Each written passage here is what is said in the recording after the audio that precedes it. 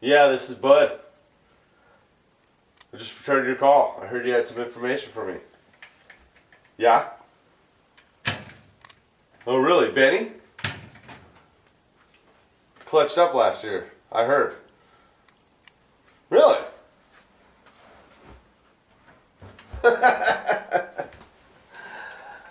Well, I mean, he's a warrior, but he's a faltering warrior, I guess. So who else? What'd you hear about Levette? Oh, really? Well, I'm sorry to hear that. So then someone must be rising while he's falling. Hilligus?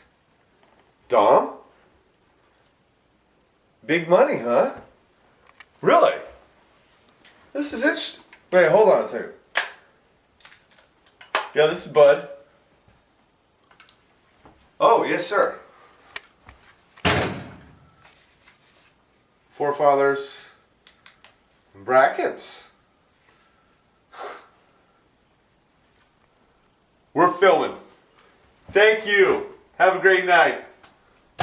Bud, let me get back to you. We're filming. It's showtime. Woohoo!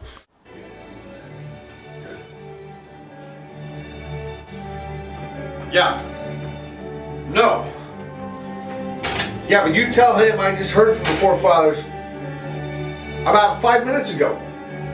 Yeah, we're rolling tonight. Will you get his ass over here right now? Okay? Good. Peggy, we don't have time for the goddamn music. Where's Bud?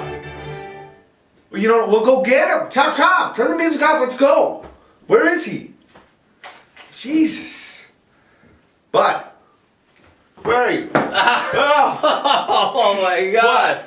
I'm stressing out here, bud. Wow. God, am I still sweating, bud? I just hustled all the way over here. Oh my God, what were you? Camera's rolling. Camera's rolling. Peggy throws me out here, and it's showtime. we're supposed to shoot tomorrow. But I know. Well, I just heard. Got off the phone with forefathers. What did they say? Big news. Big news, everybody. Big news.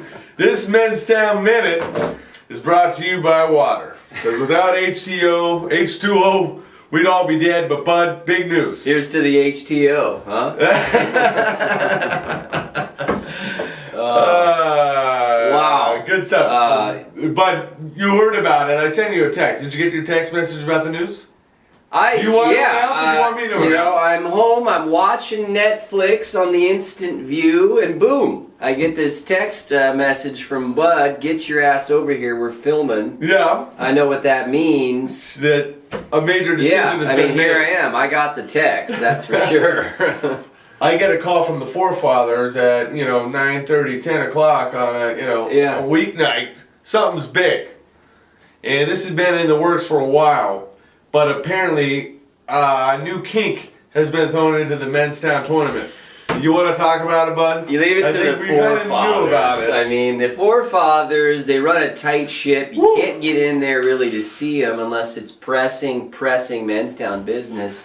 But, they're like little kids behind the curtain, giggling and laughing. They couldn't wait to give us this info today, or tomorrow, I'm sorry. Yeah, it's supposed to be tomorrow, but... Because it's like, they just think they're a riot, don't they? And I'm sure they got something big up their sleeve. But they're very secretive. They're very secretive. And they take a while to deliberate about when they're making major radical changes to Menstown. So I understand. A lot of people, a lot of competitors and observers of Menstown are really... They want to know what's going to be like this year. How do they mentally prepare? Well, it caused a lot of controversy. We saw a lot of that in the email chain that we were able to kind of step back and look at. A lot of men were concerned about this third event and what it was going to be and how they were going to do it. I mean, how are you going to play all these games in a small period of time? Sure. You got 2 days to do this. Yeah, but it was a toss-up. There were certain events like... Yeah. What had it been? Strip poker. Was it going to be, beer drinking Olympics? Who knows? I mean, it's Twitter on the internet. It's bloggers. It's who knows what the real information is. It's They're playing badminton. My They're not heart's playing beating. I mean, Just spit it out, would you? Spit it out. What's the tournament? well, you know, I mean, we're not really in a scripted show here. I think we could just blurt it out, or we could build some more drama. Oh no, we could. I mean, look at what we got. Look what came. Oh, this is coming off. What do we have here? But this looks to be the official brackets of Menstown 2012. I mean, it's starting to flow in. We're 29 days out of Menstown now. Under 30, it's like boop, boop at the car wash. You're running out of nickels, buddy. The brackets have arrived. Obviously, we don't have the scheduling yet. No, we don't. The forefathers said a week or two on that, and we'll know what game is playing. So when those brackets are filled in initially, those guys will know where they'll start and where they could end up. Sure. But we can already see game one. Holy board brackets. Whoa. Oh, we got, well, Peg, get your ass in here. God. Sorry. Yeah, I'll hold it all. Yeah, I forget we're on camera here. I'm up, buttoned up. No, we're not ready for. Well, I can't. It happens. Oh, I'm sorry. Why don't you just hold that for the rest of the program? I'll do that. Listen, we can already determine here that game one would probably be the number 1 seed against the number 8 seed. We can also see in beer pong the number 1 seeded team against the number 8 seeded team. So what that tells me is that what are these seedings going to be, bud? I mean, we've kind of mulled over, and I was just on the phone with a source who's at Menstown, shall remain anonymous, telling me some really interesting things about some of these competitors. Yeah. Did you know that Benny was really clutching? Like, one of the things you can tell when you're playing holy boards is if your opponent's knuckles are getting white, the washer, what do we call washer white? That means your knuckle here is turning white. It means you're gripping too hard. Right. And Benny was really showing signs of nerves. And so does he merit that number 2 seeding? I mean, you know. Well, he merits it because he has 3 cups under his belt.